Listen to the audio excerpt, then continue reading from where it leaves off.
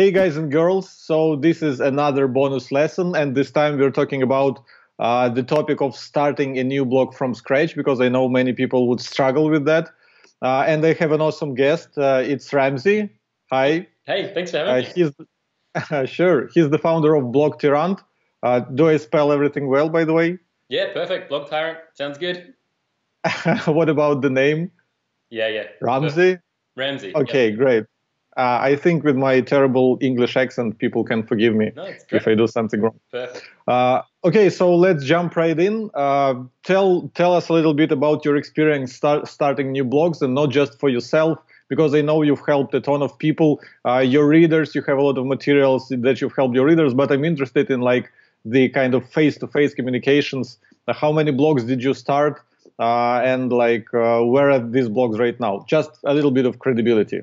Yeah, sure. So I started my first blog when I was in high school, and that was like a personal blog. That was back in the days of, I don't know if you remember Angel Fire and GeoCities and these old, very old blogging platforms. There was like flaming text and marquees. It was very old school, but yeah, I started my first blog back then and kind of dabbled with that for a little while, and then I was in uni, really kind of dissatisfied with my uni degree, and didn't really know what I wanted to do with my life. And it was sort of then that every day, instead of going to the lectures or the tutorials, I'd go to the computer rooms and I'd work on blogs. And it was in my second or third year that I ended up selling one of those for 5 figures, and that was sort of the starting point for me, where I realized that I could maybe make a little bit of a living from this. At that time, blogging was still really kind of new, and I sort of had the sense that it was going to be an exciting platform, and something that could be quite powerful. So I dropped out of uni. I only had 2 subjects left to go. My parents really hated that idea, but I started working on blogs, and it wasn't all like smooth sailing. Like, it wasn't 100% working just as a professional blogger. I used that money basically to play a lot of Counter-Strike and eat a lot of Subway, and I didn't do a lot of good stuff with it. So I was still very young, but yeah, since that time I've sold a couple more for 5 figures, and it was yeah, really trying to figure out how I could work full-time from home. That was really what I wanted to do. And so I had a web design business for a little while, where we worked with clients and sort of had more of a content marketing, blogging focus than just regular old web design. So helping them learn to use content and a blogging style approach for their businesses, whether it was a physical business like an antique store, or whether it was a solely online shop. Yeah, so that was how it all started. And then somewhere in there, I created BlogTyrant to sort of share the experiments that we were doing. And for whatever reason, that took off. Yeah. Okay, I was reading BlogTyrant for quite a few years now. It's one of the not so many blogs that stay alive for a long period of time, because we've seen many blogs come and go. Okay, so let's talk about starting out, and the first thing is to actually create this thing. And I know many people go for like easy ways, like just register an account at Medium, at Tumblr, at WordPress.com, Blogger.com, blah blah blah. Some people even try to use like free website builders like Wix for that. So what do you think? Like, what do you think about these things? I think like those things are fine. And I think if you want to kind of practice blogging, or you have it for a hobby, it's a good idea to get used to the way those things work and how those platforms function, and how to insert links and all the basic stuff like that. But I think over the years, especially since running BlogTyrant, one of the big things I've seen is that people who start those blogs on those platforms, free platforms, often end up in trouble. And it's usually 2 things. One, they realize that they don't have full control over it. They don't control the asset. They don't own, the platform. They can't make changes to the back end. And that becomes a really big limitation. And then migrating your website or your free website to your own platform is a bit of a hassle. And the second thing is that often those platforms disappear. You've seen with MySpace, or with some of those older platforms, like I was talking about at the start of the talk, like Angel Fire and GeoCities. Those were enormous back then, and people were saying you should build your whole business on that. And even in the last few years, we've seen like Foursquare or Periscope, and some of those things, they come up and go down. And I think if you invest your whole, if you're trying to start a business, if you're trying to run a successful online blog or business, you kind of want to give it a little bit more authority than that. And so it seems to be now, for the last 10 years at least, the best thing is to have your own domain name, your own host, fully control, fully own your asset, whether it's WordPress or something else. That kind of doesn't matter as much, but really making sure you're set up on your own host and your own, like a good host and your own domain name. I think that's the best way to get set up for long-term success. And there's a lot of changes happening to the internet and how those things are going to function, particularly with American changes to the laws and things like that. But I think that is the best, kind of most stable approach at this point in time. Okay, you mentioned domain names and hosting. Like, where do you get these? Does it matter? Because there are so many hosting companies and so many like domain name registrars. How do people go about this? Yeah, I think, with domain names, it's maybe a little bit different. You want something that's been around for a long time. One of the things I've noticed working with clients is heaps of the domain name registrars don't have a lot of security protocols. So I found one the other day where you can't lock your domain name, which seemed crazy to me. Some of them don't have two-factor authentication. So I think like even just basic security principles like that are a good thing to consider with domain names. With the host, I always say you should look for someone that has 24/7 support, because when you're really starting out, you need someone on your side to help you out. Some of those server setup things can be a little bit complicated, especially if it's all new to you, and if your blog gets hacked or there's downtime, you need to be able to talk to support. So look for something that's got good support. At the very beginning, like unless you're a huge company, if you're just an individual, I don't think there's no need to get like a dedicated server or a VPS or anything like that. Just go for some shared hosting, save the money, build it up, and then over time, if you need more power, you can get a content delivery network, you can upgrade to a more powerful host. That migration's a lot more easier than going from a free to a paid. But yeah, I think saving money and making sure you got good support are probably the only things you really need to think about in the beginning. Yeah, I also like how you transitioned into adding more and more stuff to your blog, because actually that's the next thing that we're going to talk about. It's MVB, minimum viable blog. So once you have that domain name, once you have that hosting. By the way, can you just recommend any domain name register that pops on your head? Same with hosting. We won't have any affiliate links, so people will know it's kind of sincere. And then talk about like what do people need to do to make sure their blog is up and running and they don't need to like waste time adding more and more stuff. So they're kind of good to go, good to start, and then add more stuff as they go. So one good domain name registrar that pops into my head is namecheap.com. We use them, for a number of years. They've been fine. They seem to have good security. I don't use them for all of my businesses, but a lot of clients and stuff use that, and it seems to be pretty solid. As to the blog, like setting your blog up, what's the minimum? What should you do at the start? How do you not waste all your time? I think one of the big things that I've been feeling lately and seeing online with changes to the way blogs run and the way Google indexes things and sort of all the, the different kind of trends that are happening is that you really have to have some kind of authority. And it doesn't really mean necessarily that you have to be the best in your field or you have to have the greatest qualifications or whatever, but your blog needs to kind of communicate some kind of authority, I think, from the very, very first kind of day. So I think instead of wasting time with like features and widgets and any kind of technology like that, you should focus on figuring out how your blog is going to communicate some authority. So, we talked about a little bit, the kind of pages you put on an about page, a new start here page, contact page, all those kind of minimum things where you can communicate your story, the blog story, but also show to Google that you're not like just some spam blog. Show to readers that there's an actual real person behind it and there's a story behind it and you have some reason to be running it. So I think in that sense, simplicity is really important as well. I think sometimes bloggers spend so much time getting like slideshows or slider galleries or parallax effects and all this kind of pop-up stuff. Like that stuff really doesn't matter. That's something you can tweak and change as you go. But in the beginning, I think what you want, especially if you're talking about blogging, you need simplicity and something that kind of really helps you show readers what your blog does. So I always talk about it as like a funnel or a focus. I think from the very beginning when you launch a blog, you should know what outcome you want. For every time you get a reader, you should have an idea about what action you want them to take.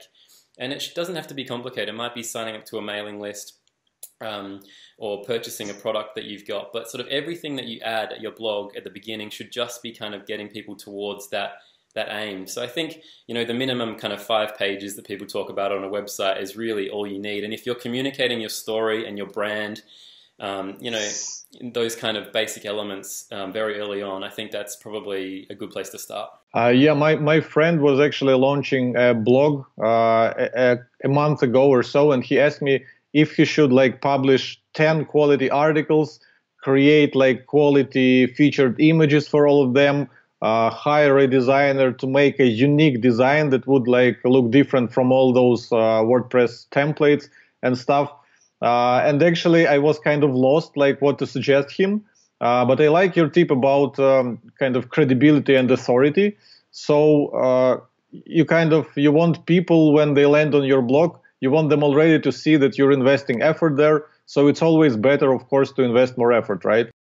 Yeah, this is actually a tip I learned from an SEO consultant called Marie Haynes. I had a Skype chat with her a little while ago to get some advice on some areas of BlogTyrant, actually. And she was really big and really kind of emphasized with me this point that you have to be able to instantly show a reader what your blog does and who you are and what it's about and where they go when they get there. And that's something I always thought that I did kind of well, but when Marie had a look at it, she was like, well, this is kind of confusing, this is kind of confusing, you really need to focus this down. So yeah, those things are really important.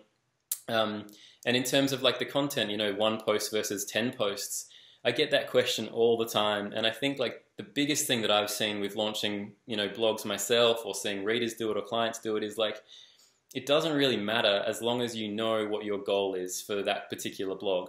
And I think most of the time, I've seen some really cool blogs, a guy called Billy Murphy launched a blog a few years ago. He had 1 post on it, and it was how to buy a secondhand Ferrari, I think.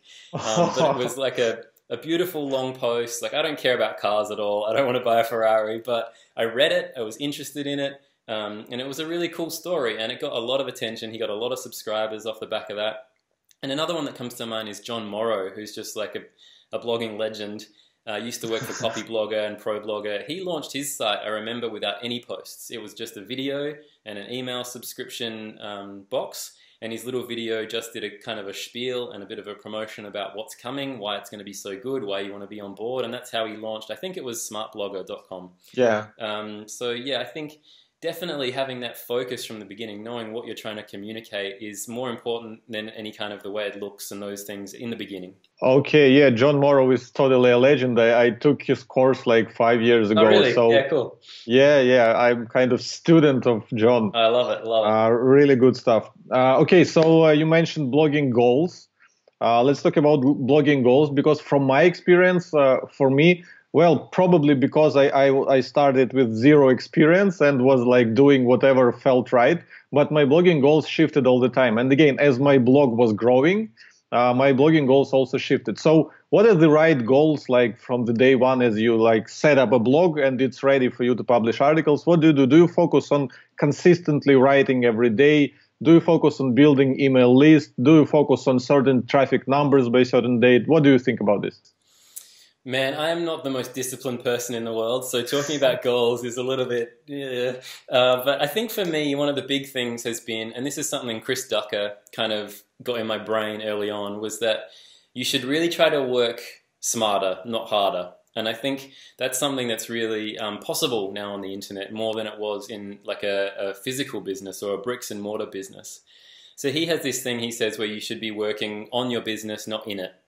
And I think that's something that applies to blogging really well, is it's really easy to get online in the morning, open up your blog and spend all day working and then have nothing to show for it by the end of the day, because you've been tweaking with fonts or typography or, changing, working on loading speed or all these kind of social media things that you can get confused with. And I think it's really important in terms of goals to figure out actually what your goals are. What do you want to achieve? So, less about how much you write or how often you write. I think you need to focus on outcomes. And so one thing I always recommend is that you should do at least one test per month. So let's say if your goal at the beginning of your blog is to get 1,000 email subscribers, that's your focus. You have a time frame for that. And that will be different depending on the niche and the blog and the person, whether they're doing it full-time or part-time. You have to be honest with yourself about those things. But every month at least, run one test and try to make your blog better towards that outcome. So whether it's making your landing page convert a little bit better with different colors or different length or different loading speeds, all those kind of things. I think every month try and improve on your specific goal by doing at least one test and improving. I've seen a lot of bloggers who have 500, 1,000 blog posts who work really, really hard but don't get any traffic, don't make any sales, all these kind of things. And I think the goals there are a little bit kind of backwards. I think you have to figure out what you're trying to achieve and then get a little bit better at that each month. So like you said, for your business, your goals are constantly changing. And I think it's really important to do that. Some people test too much, and that can be another kind of trap. You're always doing multivariate tests or split tests, and you never actually do any content creation. But really, you should be figuring out, okay, I want to get 1,000 subscribers this first month or this first 6 months. And that rate needs to be improving all the time. So I think that's how you develop your goals. But what are the common goals that people usually set for themselves, like from your experience and from your personal experience and from your experience with communicating with your audience? Yeah, I think like one of the biggest things is people have very general goals about that stuff. So I know like we did a blogging survey last week or the week before, and we published some results from that. And that was really interesting. Like a lot of people want to make money from their blog, whether it's full-time or part-time. But then the next question showed that most people, I can't remember the percentage, but it was like 40% of people work less than 5 hours on their blog a week. So there's like some conflicting information there. So definitely I think when you're developing your goals, they need to be specific and have a time frame. So I think you should at least focus on having 1,000 email subscribers. I think with all the changes that have happened with email and with what Google and Gmail have done with email and tabs, it's more difficult than it used to be to get open rates, but still email is in my experience, the best way to get traffic to your blog post early on. So focusing on like 1,000 email subscribers, and then you set a traffic goal. You have to figure out what's useful for this is why I think it's really difficult to say like you should get 100,000 visitors a month or you should get 1 million, because there are some niches where, if you're selling, like a surgery, if you're a surgeon, one surgery might cost $40,000. So you only need 2 or 3 visitors a month to make that a profitable business. So you really need to set it based on your industry and what you're trying to achieve. But definitely focusing on the email subscribers straight away and having a specific time frame. Write those things down. Like if you're trying to make $100,000, is it $100,000 in the first year or by year 2? Have you taken into account that most businesses don't turn a profit and that you're going to have to spend some money to set the business up, those things. So yeah, really I think analyzing that based on your particular niche is really important. You can you can talk to other bloggers to get that. You'll be surprised how many people are forthcoming with that information, get some mentors, and then all the analytics tools like yours and Google Traffic Estimator and those things can help you kind of figure out what is the right number, I think. Yeah, I love the tip that email list should be pretty much a goal for everyone. I think every blogger will agree that you should start building your email list from day one. And you also mentioned that John Morrow, basically, when he launched his blog, he had just a subscribe form and like what's coming, blah, blah, blah. But again, for listeners, how would you recommend building their email list from day one? What should they do? Because it's such an important focus. I think this is one of the things that a lot of bloggers miss, is that you really need to start at the end when it comes to launching a blog. So a lot of people hear, oh, you can make money from blogging, or blogging can help me grow my existing business, or blogging can get some attention to my particular cause that I'm interested in, or whatever your particular work is. There's a lot of people who blog as part of their marketing role for a company. So they have some vague idea that it's good or that it's powerful or that it can make money. But I think when you're launching a blog, you really need to write down specifically and spend some time figuring out what exactly someone's going to do when they visit your blog. And that's the big thing that I think most bloggers miss with the mailing list is that, yes, you might have great content, and then you slap on an opt-in form and you expect people to subscribe to it. But there's so much great content everywhere now. Like every website you read has great content. Everybody's doing long-form content. There's websites like Vox or the New York Times or whatever, a New Yorker, that have incredible long-form articles every day. It's really, really like, I think it was Glenn from Vipertour the other day saying that we've reached content saturation in that sense. And so I think if you want to get people on your mailing list, you have to really have some distinct offering that you give them.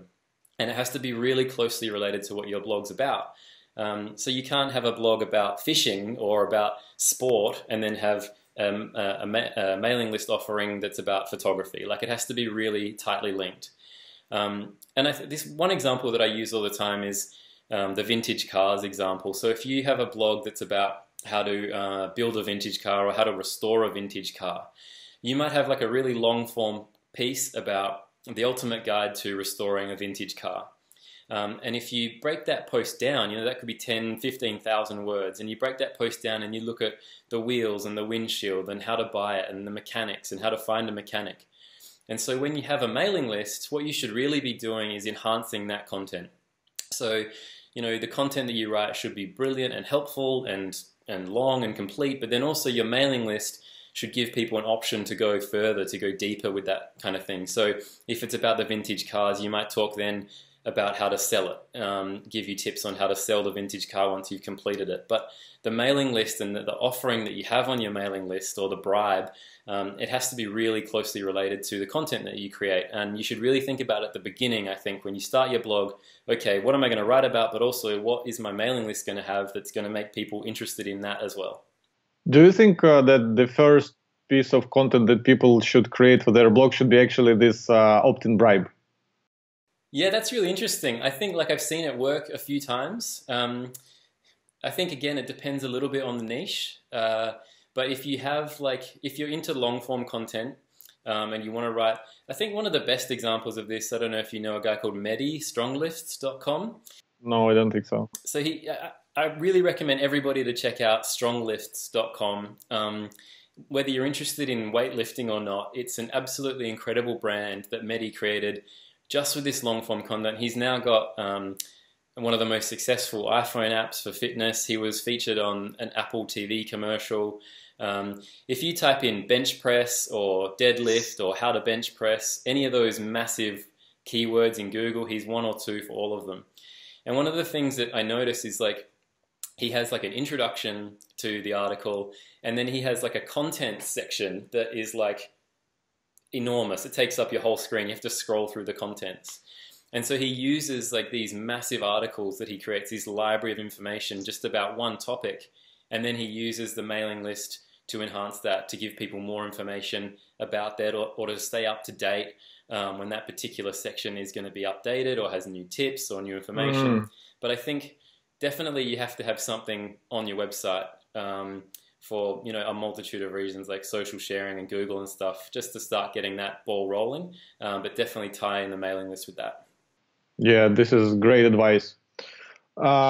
Yeah, so we talked about one of the important things that you should do when starting out. It's start to somehow think on building your list. I think not even necessarily the list, but an audience, because for example, for us at Ahrefs, it's quite hard to build an email list because we publish articles on different topics, and it's hard to stay relevant to all our email subscribers. So this topic, they might be relevant, another topic that we send them might not, and we'll start losing them. So instead of email list, we're kind of using our customer base. We try to convert people into our customers, and this is how we keep up with them.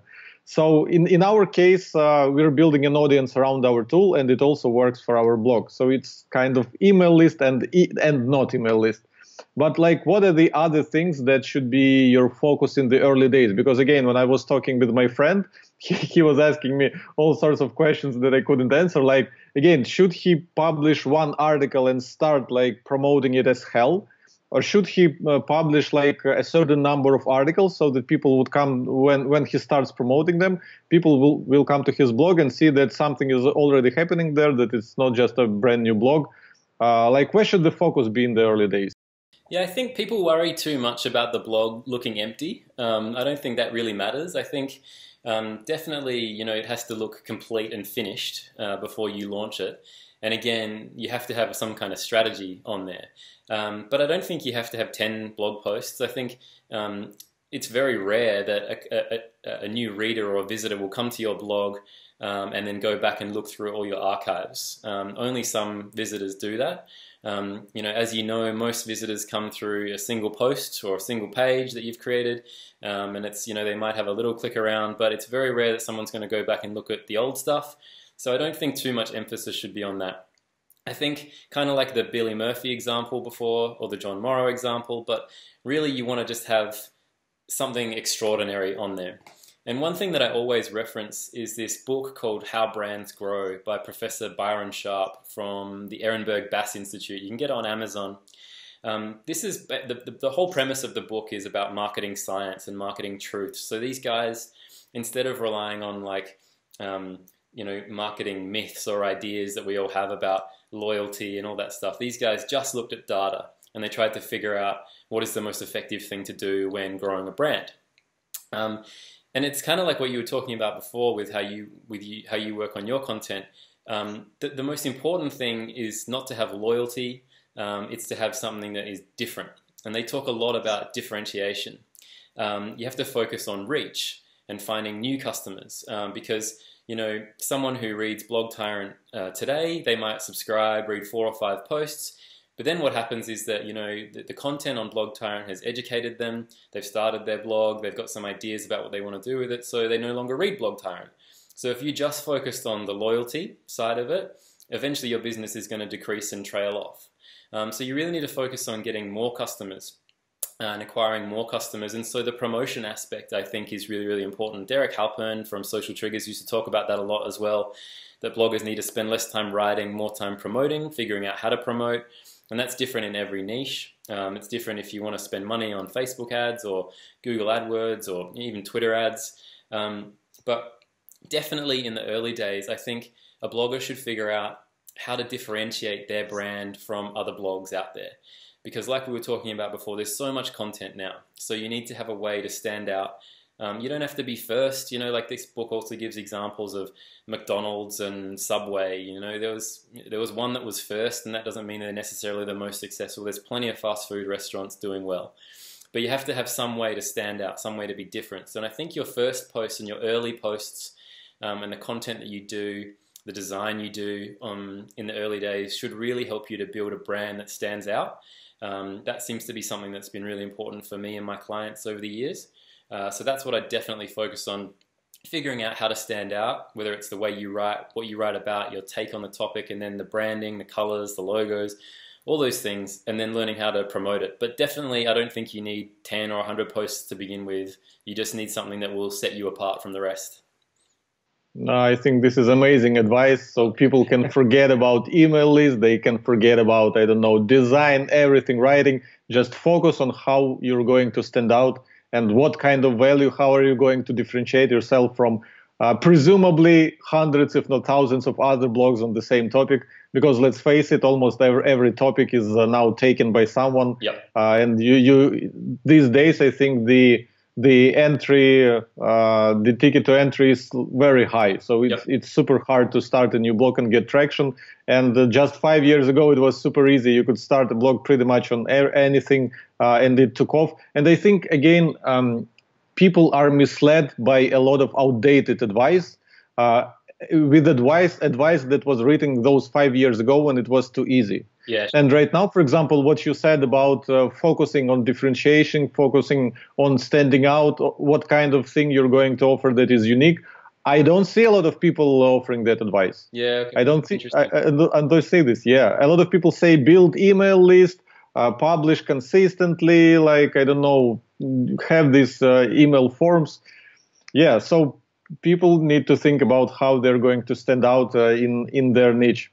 Okay, final question before we wrap up. And I think this question could be also a recap of what we discussed today, because I want you to name 3 biggest mistakes that people do when they're starting out, or things that lead them astray, what they are doing wrong that they should be doing right?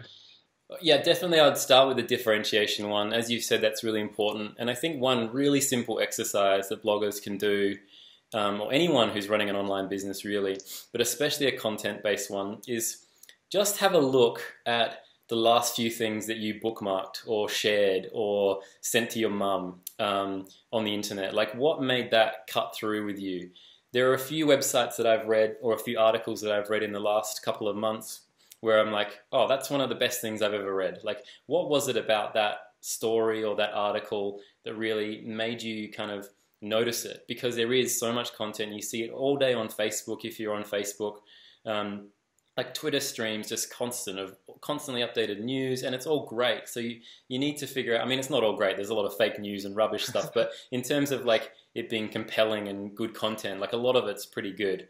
So figure out when you're looking at how to differentiate your blog, just take notice of what you find to be exceptional, what has stood out for you, and see if you can replicate that, but then also kind of make it unique to your blogging or to your offering as well. That's a really simple way to do it. It's like the competition analysis, but for the modern age. The second thing that I would really say is that bloggers don't seem to treat blogging like a business.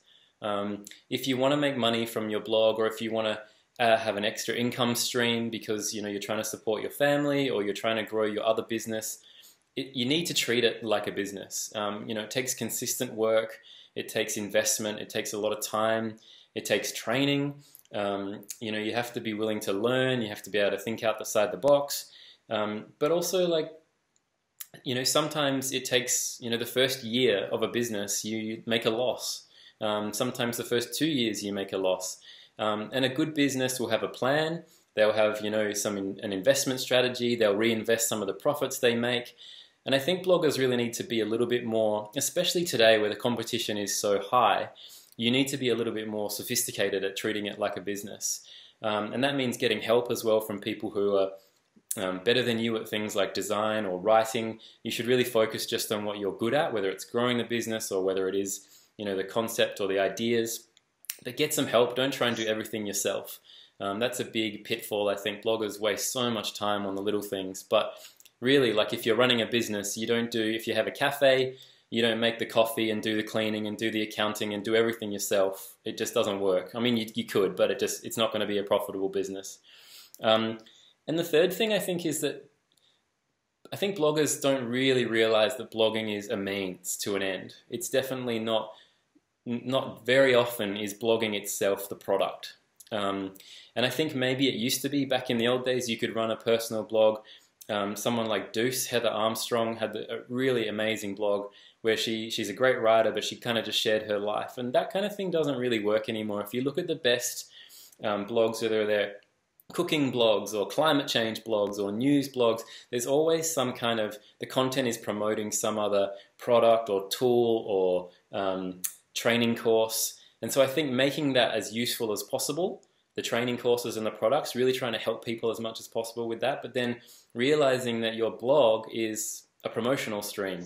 The content on your blog is not necessarily the end result. I don't think the blog itself makes the money. I think the content helps you to make the money through promotion. So yeah, those three things I think are probably the biggest mistakes I see with new bloggers. Awesome advice and awesome interview. Thanks a lot for sharing all this knowledge.